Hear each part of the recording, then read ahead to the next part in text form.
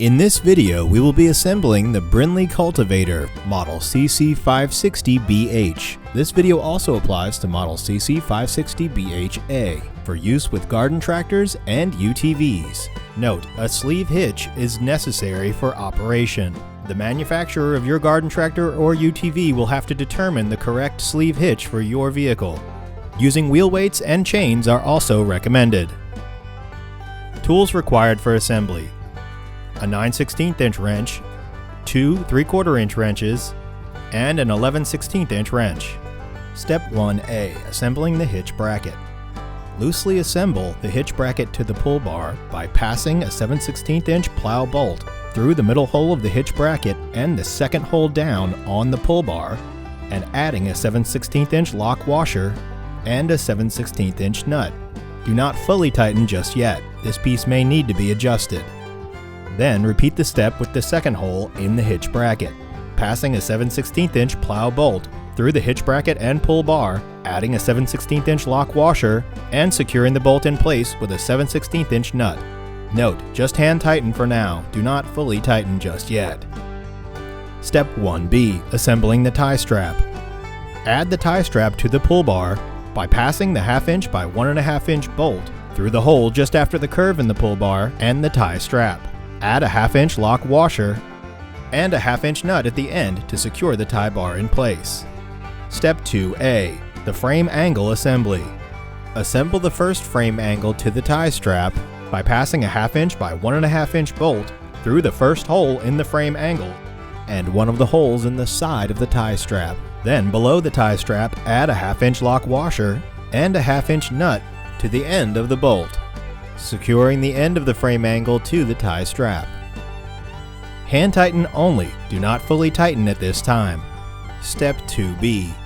Assemble the other frame angle to the tie strap by also passing a 1/2 inch by 1.5 inch bolt from above through the last hole in the frame angle and the end hole in the tie strap.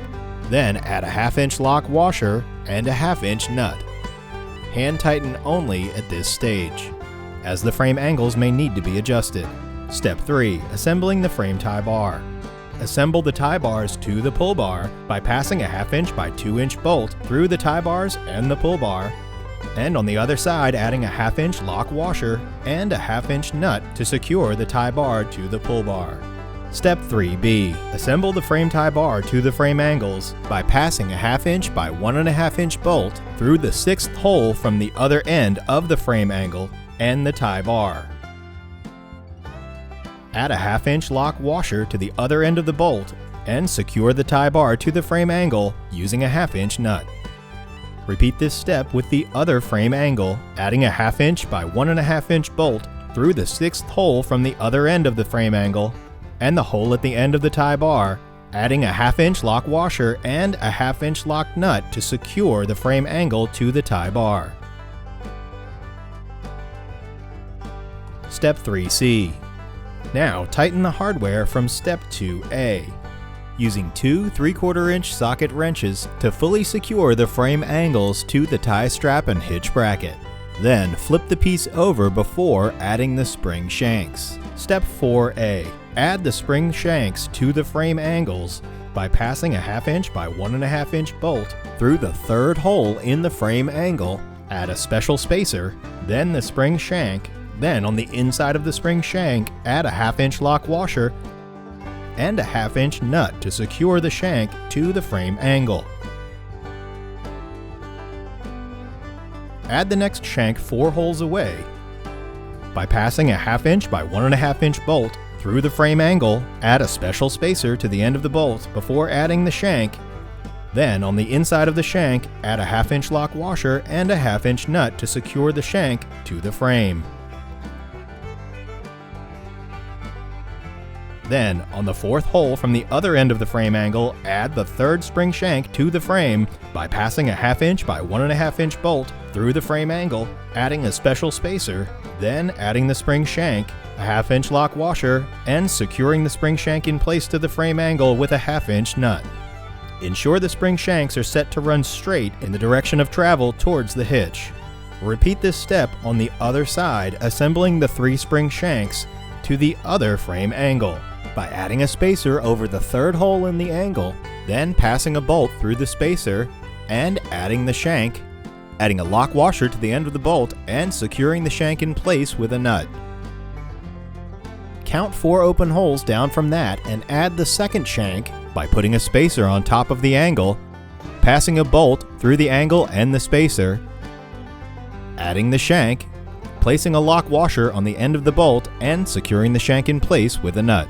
Add the third shank to the fourth hole from the back end of the angle by placing a spacer on top, passing a bolt through the angle and the spacer, adding the shank, then adding a lock washer to the end of the bolt and securing the shank in place with a nut.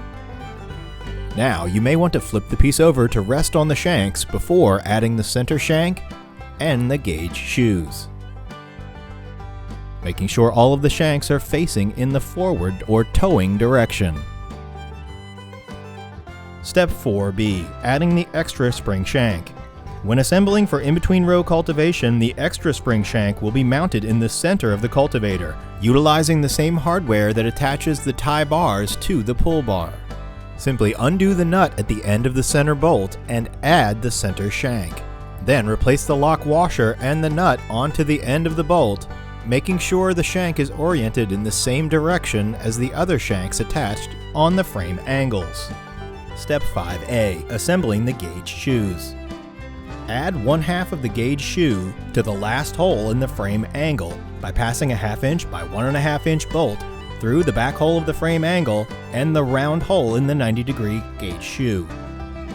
Add a 1/2 inch lock washer to the bottom of the gauge shoe and secure the top of the gauge shoe in place with a 1/2 inch nut. Note the slot orientation is facing down. Step 5B. Attach the lower gauge shoe half to the upper gauge shoe by lining up the slotted holes and passing a 3/8 inch by 1 inch carriage bolt through both halves, and on the other side add a 3/8 inch washer, a 3/8 inch lock washer, and secure the halves together with a 3/8 inch nut. Repeat this step for the other gauge shoe, passing a 1/2 inch by 1.5 inch bolt through the last hole in the frame angle and the round hole in the top half of the gauge shoe. Add a 1/2 inch lock washer and secure the top of the gauge shoe in place with a 1/2 inch nut.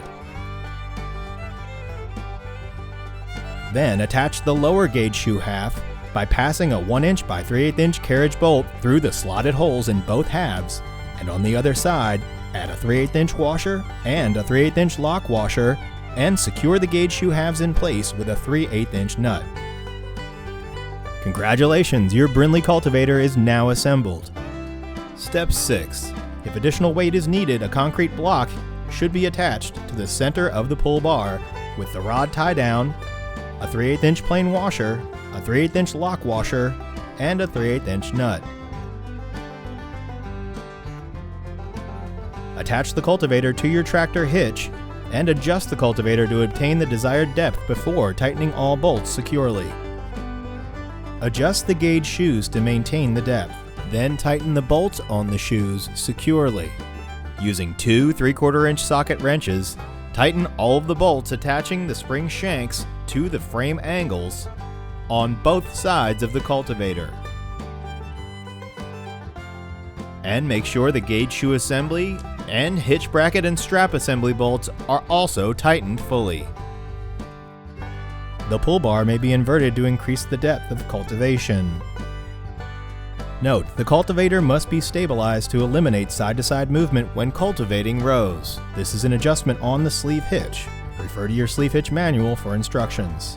For questions, call Brinly Customer Service at 877-728-8224. Brinly, since 1839.